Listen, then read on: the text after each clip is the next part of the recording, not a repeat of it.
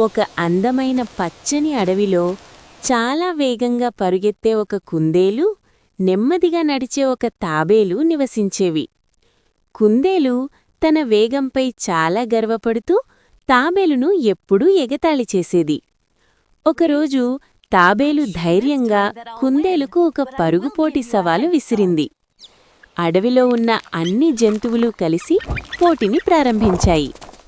కుందేలు చాలా వేగంగా ముందుకు పరిగెత్తింది.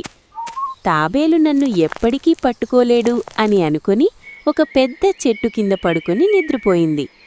కాని తాబేలు మాత్రం నెమ్మదిగా ఆగకుండా ముందుకు సాగుతూనే ఉంది. కొంతసేపటికి తాబేలు కుందేలును దాటి లక్ష్యాన్ని చేరుకుంది. చివరికి విజయం సాధించింది తాబేలు. అప్పుడు కుందేలుకు తన గర్వం తప్పు అని అర్థమైంది. నీతి: వేగం కంటే ప్రయత్నం ముఖ్యం. గర్వం కంటే సహనం ఎప్పుడూ విజయాన్నిస్తుంది.